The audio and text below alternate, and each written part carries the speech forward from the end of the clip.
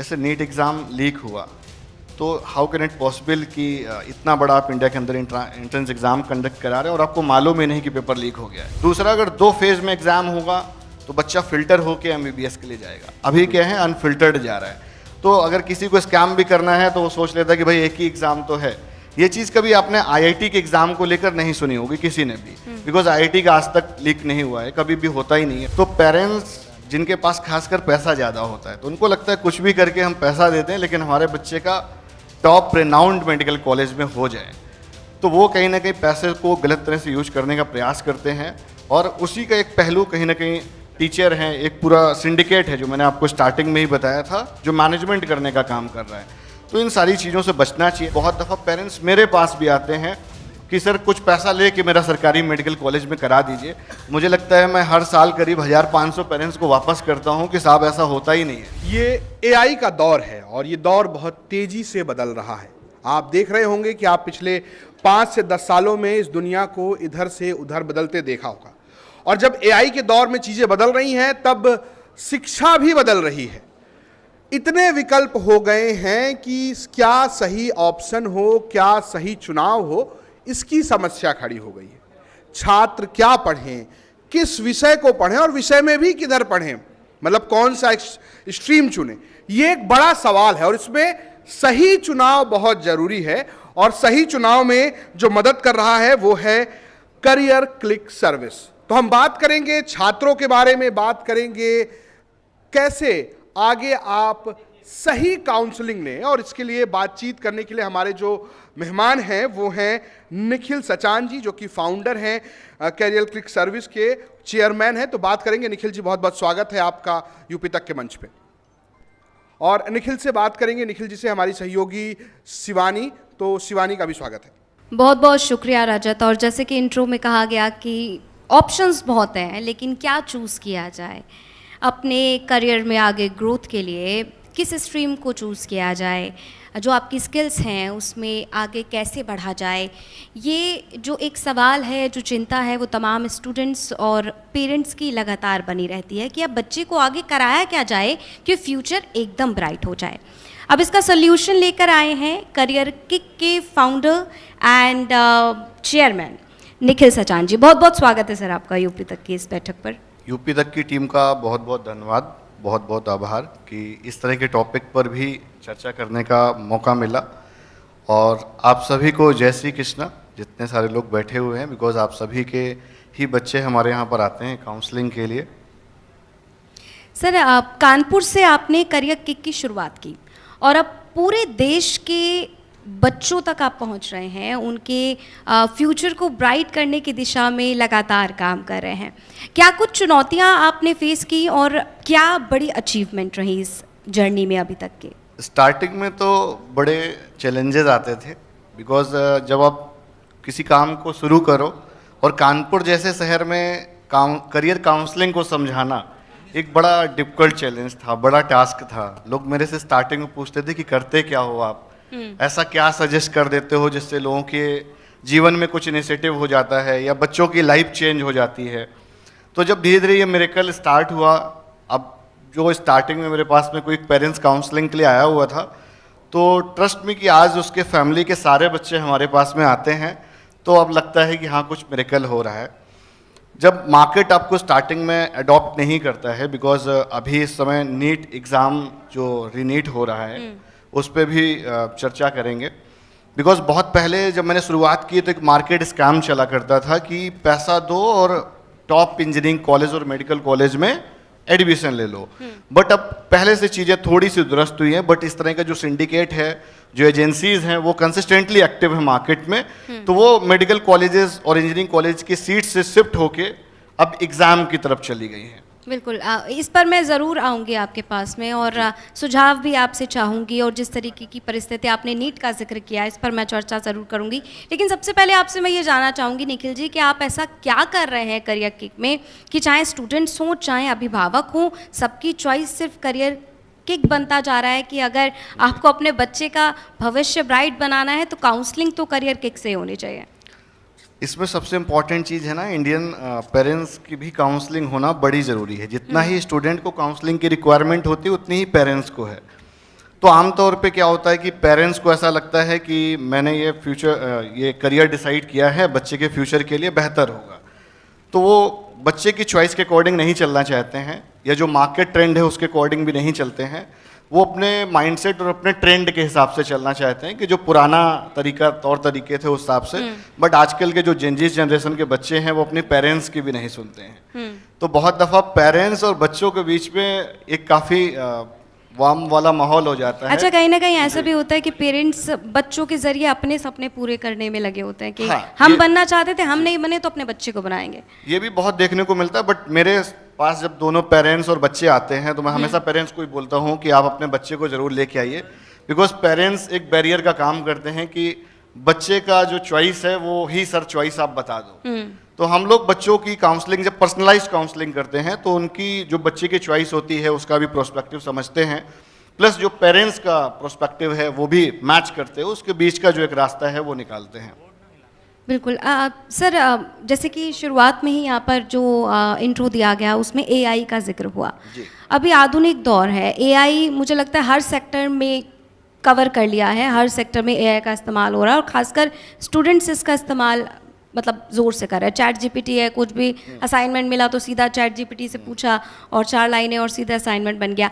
मेरा सवाल आपसे ये रहेगा कि चैट जीपीटी एक बड़ी अपॉर्चुनिटी है स्टूडेंट्स के लिहाज से, या फिर कहीं ना कहीं एक जो मेंटल जो काम है वो कहीं ना कहीं एक बड़ी चुनौती बनता जा रहा है? क्योंकि पहले अगर असाइनमेंट मिलता था, कुछ काम मिलता था तो हम बहुत सर्च करते थे, तो उससे ब्रेनस्टॉर्मिंग होती थी, लेकिन अभी एआई के बाद में आप एआई को अपॉर्चुनिटी मान रहे हैं या फिर एक बड़ा चैलेंज है? नहीं, अपॉर्चुनिटी तो है ही, उसमें कोई डाउट नहीं है। बिकॉज मैंने जब अपनी बीटेक की थी तो उस समय भी मैंने एआई को पढ़ा है, तो मैंने करीब से एआई की चीज़ों को समझा है। और अभी का जो ट्रेंड है वो डे बाय डे अपडेट हो रहा है। आप अगर अपने फ़ोन में भी देखेंगे तो रोज़ एक अपडेट आ जाता है। तो एआई की तो बड़ी ज़रूरत है, बच्चों को उसको पॉजिटिवली लेना चाहिए, बिकॉज एआई का दौर है। बहुत सारे टूल्स, इक्विपमेंट्स जो पहले हम लोग कोडिंग करके करीब 3 दिन 4 दिन में एक लैंडिंग पेज तैयार करते थे, अब वो 10 मिनट 15 मिनट 20 मिनट में तैयार हो जाता है। तो मुझे लगता है कि ये बहुत अच्छा है। और थोड़ा सा मिसलीडिंग इसमें ऐसा हो जाता है, बच्चे उसको गलत तरह से यूज करते हैं, बिकॉज स्टार्टिंग में बहुत इनिशिएशन उनको राइट डायरेक्शन के लिए नहीं मिल पाता है कि हमको इसको यूज कैसे करना है, किस चीज़ के लिए करना है। फॉर एग्जाम्पल हो सकता है वो गेम में लगे हुए हैं, आजकल बड़ा गेम का चल रहा है, तो हर एक चीज़ में बिजनेस है। ऑनलाइन ही बच्चा कैसे कैसे करके पाइपलाइन होके किस तरह से किसी और चीज़ में लैंड कर जाएगा पता ही नहीं चलता है। तो इस चीज़ को थोड़ा सा ऑनलाइन ऑब्जर्वेशन में बच्चों को ध्यान देना पड़ेगा। बिल्कुल। आपने नीट का जिक्र किया। हाल ही में नीट परीक्षा और एनटीए को लेकर काफ़ी विवाद सामने आया। एनटीए की बात मैं आपसे करूंगी, लेकिन नीट पेपर लीक हुआ जिसके बाद बहुत बवाल हुआ, विवाद हुआ, सवाल उठे कि बच्चा इतनी मेहनत करता है उसके बाद पेपर लीक हो जाए।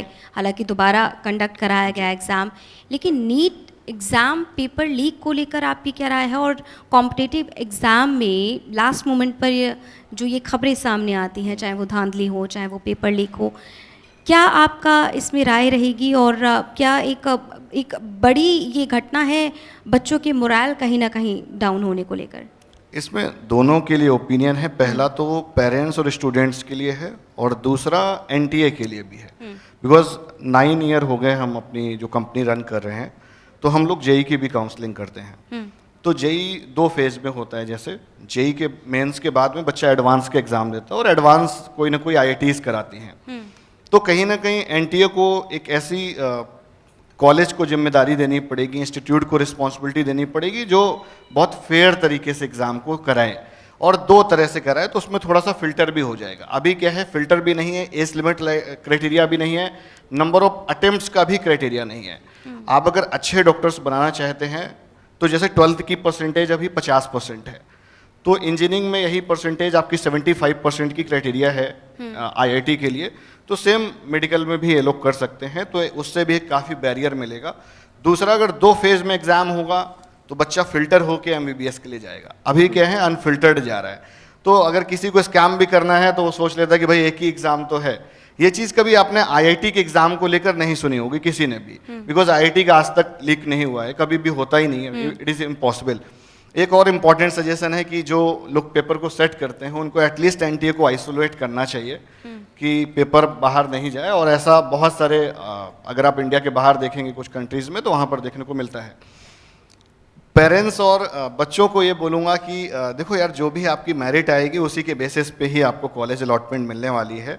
बट पेरेंट्स और स्टूडेंट दोनों की कहीं ना कहीं ओवर एक्सपेक्टेशन होती है। जब वो एग्ज़ाम में अपीयर करता है, रिजल्ट्स उतने अच्छे आते नहीं हैं, तो पेरेंट्स जिनके पास खासकर पैसा ज़्यादा होता है तो उनको लगता है कुछ भी करके हम पैसा देते हैं लेकिन हमारे बच्चे का टॉप रेनाउंड मेडिकल कॉलेज में हो जाए। तो वो कहीं ना कहीं पैसे को गलत तरह से यूज करने का प्रयास करते हैं। और उसी का एक पहलू कहीं ना कहीं टीचर हैं, एक पूरा सिंडिकेट है जो मैंने आपको स्टार्टिंग में ही बताया था, जो मैनेजमेंट करने का काम कर रहा है। तो इन सारी चीज़ों से बचना चाहिए। ऐसे बच्चों के बहुत ख़राब होते हैं। और मुझे लग रहा है कि जो 3 मई को एग्ज़ाम था उसमें बहुत सारे बच्चे और पेरेंट्स जो लूप लाइन में हैं, सबका फ्यूचर स्पॉइल होगा। हम लोग अक्सर यूट्यूब के जरिए इस चीज़ को कन्वे करते रहते हैं कि इस चीज़ से दूर रहिए, बट इतना सब करने के बाद भी बहुत दफ़ा पेरेंट्स मेरे पास भी आते हैं कि सर कुछ पैसा ले के मेरा सरकारी मेडिकल कॉलेज में करा दीजिए। मुझे लगता है मैं हर साल करीब 1500 पेरेंट्स को वापस करता हूँ कि साहब ऐसा होता ही नहीं है। इट इज़ इम्पॉसिबल कि आपकी जो मेरिट है उसी के बेसिस पे ही अलॉटमेंट मिलेगी। तो ये सिंडिकेट का आप यहाँ पर जिक्र कर रहे हैं, ये सिंडिकेट कैसे काम कर रहा है? मतलब नीट जैसे एग्ज़ाम में अगर आप यहाँ पर कह रहे हैं कि मतलब इतनी बड़ी संख्या में पेरेंट्स आपके पास ये सवाल लेकर आए, आपके पास आए हैं, हो सकता है कई सिंडिकेट आपने तो वापस कर दिया, हो सकता है कई सिंडिकेट ऐसे चल रहे हो जो करवा रहे हो, ये सुविधाएं दे रहे हो, तो ये कैसे चल रहा है? इस पे मुझे लग रहा है कि एजेंसीज इंक्वायरीज कर रही हैं, तो उसमें काफ़ी सारों के नाम आए हुए हैं और अच्छे से खंगाला जाएगा। तो मुझे लग रहा है कि नीचे खंगालने की जगह अगर वो ऊपर की तरफ जाएंगे, जो टॉप पैनलिंग में है, तो वो जल्दी से पकड़ में आएंगे। तो नीचे शुरू ही नहीं होगा। नीट पेपर लीक का अभी जो हुआ उसके बाद दोबारा से कंडक्ट भी कराया गया नीट का एग्ज़ाम, कहाँ सबसे बड़ी चूक आप मानते हैं? पहली चीज़ तो जैसे नीट एग्ज़ाम लीक हुआ तो हाउ कैन इट पॉसिबल कि इतना बड़ा आप इंडिया के अंदर एंट्रेंस एग्ज़ाम कंडक्ट करा रहे हैं और आपको मालूम ही नहीं कि पेपर लीक हो गया है। आपको 1 हफ्ते के बाद पता चल रहा है, आपको कंफर्मेशन लेने में 1 हफ्ता लग गया। बिकॉज पेपर जो इस तरह की एक्टिविटीज़ होती हैं उसकी प्रायर इंटीमेशन जो आपकी एजेंसीज हैं वो सब क्या कर रही थी, आपको 1 हफ्ते के बाद पता चला। बच्चों के ऊपर कितना पीयर प्रेशर होगा। जस्ट टू थिंक इट कि एक बच्चे ने अच्छे से प्रिपरेशन करके एग्ज़ाम दिया, उसको अच्छा सा कॉलेज मिल सकता था, कुछ बच्चे तो घूमने चले गए इवन, तो वो वापस से उस फेज़ में आना वो बहुत बड़ा डिफ़िकल्ट टास्क है। अगर इवन यहाँ पर अगर कोई बैठा होगा, अगर किसी का बच्चा दे रहा होगा तो वो उस चीज़ को समझ पा रहा होगा। मतलब देखिए, आपने जैसे यहाँ पर स्टूडेंट्स का जिक्र किया, आम तौर पर कई बार ऐसी खबरें आती हैं, चाहे यूपी पुलिस भर्ती बोर्ड की परीक्षा हो, लेखपाल भर्ती पेपर लीक की अब वो भी चर्चा जो है वो चल रही है, एसएससी जीडी को लेकर भी सवाल उठ रहे हैं, दोबारा से प्रयागराज में उसका वो किया गया है। यूपी पुलिस की जो भर्ती है उसमें स्कोर कार्ड को लेकर सवाल उठ रहा है कि वो जारी नहीं किया जा रहा। मतलब अभी तक ये सरकारी नौकरी को लेकर जो एग्ज़ाम्स हो रहे थे उसमें धांधलियाँ, पेपर लीक और तमाम तरीके की चीज़ें सामने आ रही थी। लेकिन बच्चों के लिए 10+2 स्टूडेंट्स के लिए, चाहे वो नीट हो चाहे वो आईआईटी हो, ये जो कॉम्पिटिटिव एग्ज़ाम है उसमें जब ये मुझे लगता है पहली बार ऐसा हुआ है कि जब 10+2 वाले जो एग्ज़ाम्स है अब इसमें भी धांधली सामने आ रही है। नहीं, इससे पहले 2000 हाँ, 1 साल छोड़ के हुआ था, आई थिंक 24 में। 24 तो में मतलब भी ये दायरा तो 24 में बहुत बड़ा स्कैम था, इससे बड़ा स्कैम था। तो ये दायरा तो बढ़ता ही चला जा रहा है। नहीं, उसके लिए एक एग्जाम्पल सेट करने की ज़रूरत है ना। या तो आप अपने प्रोसेस में चेंज करिए, उस तरह से नहीं हो सकता है। दूसरा, आपको एग्जाम्पल सेट करना पड़ेगा। जैसे यूपी के अंदर आप कोई अपराध करता है तो उसके अंदर फियर है, डर है, तो उसी तरह से अगर कोई इस तरह के एग्जाम सेटिंग करता है तो उसके अंदर फियर सेट करना पड़ेगा। इवन वो थॉट नहीं आना चाहिए। जैसे हमारे कानपुर शहर के अंदर कभी डिग्री छापने वाले पकड़े जाते हैं, इस तरह के बहुत सारे लोग आपको मिल जाएंगे, लेकिन उस पर सही से कार्रवाई नहीं होती, कहीं ना कहीं उनको छोड़ दिया जाता है बाद में। और इससे पहले भी ऐसा हुआ है कि जो एंट्रेंस एग्जाम लीक हुए हैं, जो जिन लोगों ने लीक किए हैं वो बाहर घूम रहे हैं मार्केट में। मतलब कहीं ना कहीं जो आफ्टर इफेक्ट्स हैं वो उस तरह के नहीं होते हैं कि एक एग्जाम्पल सेट किया जाए। एग्जैक्टली बिकॉज जब तक उसको बहुत स्ट्रिक्टली नहीं किया जाएगा, बिकॉज उससे बहुत बच्चों पे कितना इम्पैक्ट कर रहा है, कितने बच्चों ने किया उसके बारे में कोई बात नहीं कर रहा है। Because just to think it कि जिसके बच्चे ने किया होगा उस पर क्या बीत रही होगी, आप उससे पूछिए। ये मीडिया चैनल पे आके कह देना कि रीनीट कराएंगे वो बड़ा आसान है।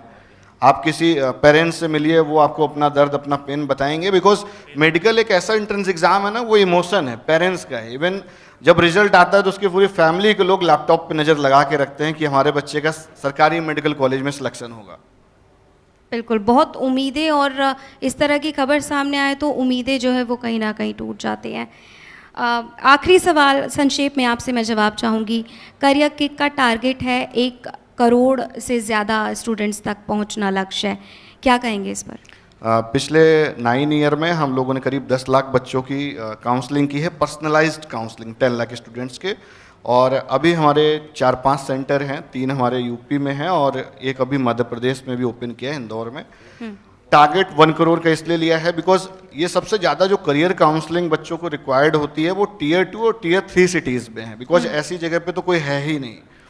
तो हम लोग इस तरह के स्टूडेंट्स को रीच कर रहे हैं जो Tier 3 शहर में हैं, उनको हम अच्छे से गाइड करें ताकि उनके फ्यूचर्स अच्छे हों। बहुत अच्छा चल रहा है करियर किक, और लगातार जो एक्सपेंशन है वो उसकी आप बात यहाँ पर कर रहे हैं। बहुत बहुत शुक्रिया निखिल जी हमारे साथ इस चर्चा में जुड़ने के लिए। Thank you so much. आपका बहुत बहुत धन्यवाद, आभार। धन्यवाद। यूपी तक की टीम को बहुत बहुत शुभकामनाएं जो आप अपना धन्यवाद। प्रोग्राम रन कर रहे हैं। जी जी, धन्यवाद। Thank you so much.